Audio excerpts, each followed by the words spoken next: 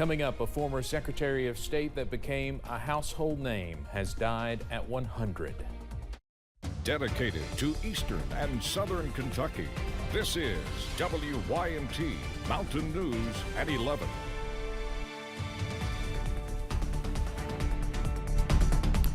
Good evening, I'm Steve Hensley. Former Secretary of State Henry Kissinger died today at his home in Connecticut. He was 100. The German-born American statesman became a household name in the 1970s as he worked to end the Vietnam and Cold Wars. CBS's Skylar Henry looks back on his life. Henry Kissinger rose to the heights of American government and helped steer U.S. foreign policy through a turbulent era. He served as National Security Advisor, Secretary of State for 2 presidents, and won the Nobel Peace Prize. Kissinger was born Heinz Alfred Kissinger in Fürth, Germany in 1923. As a teenager, he moved to the U.S. with his family to flee the Nazis. He later returned to Germany as a U.S. soldier. After World War II, Kissinger went to Harvard, first as a student, then as a professor of government. In 1968, President Nixon tapped him to be his national security advisor. In that role, Kissinger instituted the policy of détente to ease tensions with the Soviet Union. He also secretly traveled to China to foster a new U.S. relationship. The result was an historic 1972 summit that ended more than 2 decades of hostility between the two countries. A year later, Egypt and Syria launched a surprise attack on Israel. Now Secretary of State, Kissinger continued his diplomatic travels, which became known as shuttle diplomacy. He personally met with various leaders in the Middle East and helped negotiate an end to the Yom Kippur War. In no area of the world is it more difficult to promote a just and lasting peace. But the most pressing U.S. foreign policy issue was Vietnam. In 1970, Kissinger began secret negotiations with the North Vietnamese, hoping to end U.S. involvement in the war. We have brought them to this point with considerable difficulty and with considerable anguish. The brokered deal earned Kissinger and the North Vietnamese leader the 1973 Nobel Peace Prize. But the anticipated ceasefire didn't stick, and in a conversation with Nixon, captured on tape, Kissinger made a blunt proposal to get North Vietnam back to the bargaining table. I would then recommend that we start farming the retreaters out of them within 48 hours. Kissinger remained a powerful voice in the White House even after Nixon resigned during the Watergate scandal. As Secretary of State under President Gerald Ford, Kissinger saw Saigon fall in 1975, which effectively ended the war in Vietnam. Near Athens, Georgia. Kissinger also enjoyed his role as a celebrity. He was often seen on the town, socializing with celebrities like Lauren Bacall and Elizabeth Taylor. One of his most famous quotes, "Power is the ultimate aphrodisiac." Even into his 90s, Kissinger advised the Obama administration and offered commentary on international affairs. His intellect and experience sought after until his death. Skylar Henry, CBS News, Washington. Kissinger was married twice. He leaves behind a wife and 2 grown children.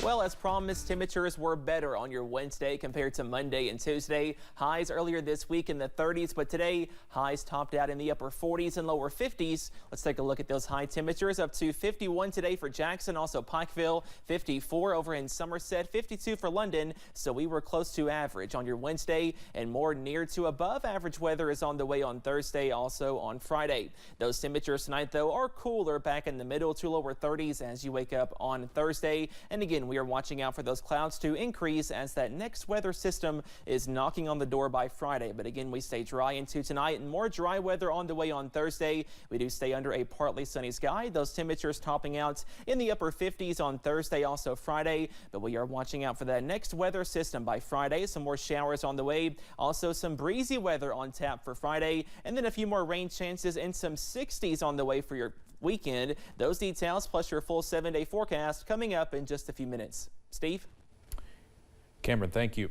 Officers were recognized for their efforts in getting impaired drivers off Kentucky roadways during the 2023 Governor's Impaired Driving Enforcement Awards ceremony today in Lexington. So far this year, state officials tell us there's been 117 deadly accidents on Kentucky roads related to impaired drivers. Garrett Weimer spoke to a London police officer who's encountered DUI drivers throughout his career, and now he's one of the victims. Inside the Hyatt Regency, the Kentucky Office of Highway Safety recognized about 150 police officers from across the Commonwealth for their hard work arresting and removing impaired drivers from the roadways. Officer Colby Patterson from the Barberville Police Department in Knox County was one of the officers awarded. Patterson tells us last fiscal year he made 134 DUI arrests. That's more than 2 a week. Really, I just do my job. You know, that's something that I'm passionate about, is getting impaired drivers off the roadways. London police officer Logan Medlock had that same passion. On October 30th, 2022, around 12:45 a.m., Officer Medlock was on Main Street in London looking for impaired drivers. 45 seconds later, he was struck by a drunk driver in the driver's door. He ran a red light, hit him in the driver's door, and my son passed away on scene. Major Randy Medlock is also with the London Police Department. In his 19-year career, he has seen his share of DUI-related wrecks. Absolutely, I've seen cars destroyed. You couldn't even tell what kind of vehicle they were. I mean, it's just a drunk driver or an impaired driver has no reaction. You might as well be driving down the road blindfolded. But that crash that took his 26-year-old son now makes Major Medlock and his family one of the many victims of impaired driving. My family lives October 30th, 2022 every day. But on this day, Major Medlock just wants to thank these officers in the room for what they do every day, getting those impaired drivers off of Kentucky's roads. And I commend them to have the will and the desire to do this, because they are ultimately saving lives, and they are all heroes. In Lexington, Garrett Weimer, WKYT. Investigators say Casey Bird hit and killed Officer Logan Medlock. They say Bird's blood alcohol level was more than 3 times the legal limit at the time of the crash. State officials tell us during the fiscal year of 2023, there were more than 3,000 DUI arrests. One Pulaski County Sheriff's deputy was recently recognized for what he did after a crash earlier this year. Yesterday, a life-saving medal was presented to Deputy Logan Crabtree at the physical court meeting. Crabtree responded to the incident on East Highway 80 back in August. He discovered a man who was seriously hurt and applied a tourniquet to stop the bleeding. First responders say if it was not for Crabtree's heroics, the man would likely not have survived. 2 people who lived near last week's train derailment in Rockcastle County have filed a lawsuit against CSX Transportation. They claim they were exposed and injured when the resulting fire sent toxic gas into the air. CSX confirmed a wheel bearing failed along a 23-mile stretch in between hot bearing detectors. The lawsuit claims CSX initially told first responders there was nothing to worry about, that the cars were carrying food-grade substances. It turned out to be molten sulfur, and one plaintiff is a local firefighter who helped battle those burning toxins for 13 hours. Attorney Josh Autry says their goal is to hold CSX accountable for being negligent and taking part in ultra-hazardous activities. We need to stop CSX and Norfolk Southern and any other train companies that are not monitoring their wheel bearings and are carrying hazardous chemicals through our country. We need to stop them from doing it recklessly. The class action complaint also requests that CSX pay for any medical testing people have to do as a result of the incident. CSX sent us a statement saying they are reviewing the allegations in the lawsuit. They say in the rare occurrence of an incident like this one, they respond quickly and prioritize safety and recovery for the community. One person is dead, another charged with murder after a crash in Laurel County. It happened last night about 4 miles west of London on Kentucky 192. 29-year-old Wesley Allen was behind the wheel of a GMC pickup when it reportedly crossed the center line and struck a Honda Civic driven by 64-year-old Fred Johnson. Johnson was pronounced dead at the scene. Allen was arrested and charged with murder. Deputies say alcohol is believed to be involved. Allen was taken to the Laurel County Correctional Center. The Senate Majority Caucus made a trip to Pikeville today discussing the upcoming General Assembly session. The Republican leaders visited places around the area from Pikeville Medical Center to Addiction Recovery Care's River Place Recovery Center.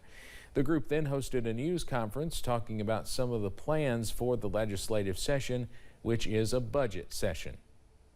Dealing with the issues we need to deal with, invest appropriately where we need to invest, making sure we're trying to be competitive from a taxing mechanism and a regulatory system to where we can keep people and bring people to this state.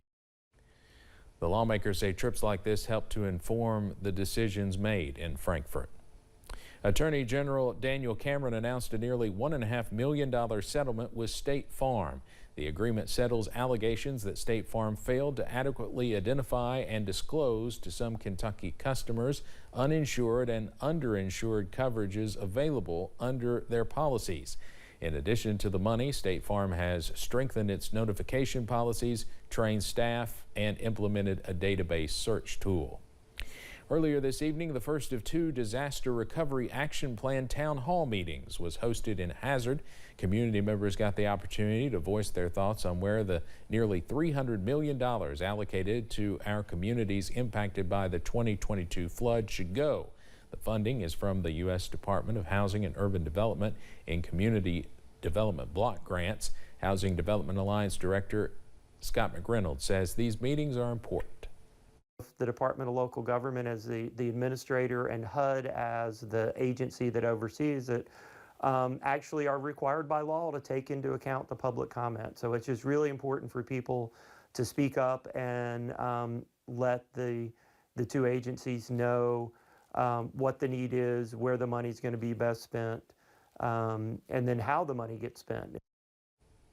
If you missed the meeting in Hazard, there's another one tomorrow at 5:30 at the Big Sandy Area Development District in Prestonsburg. A Zoom option is also available. We have more information on our website. The University of Kentucky's Rural Physician Leadership Program is housed on the campus of Morehead State University.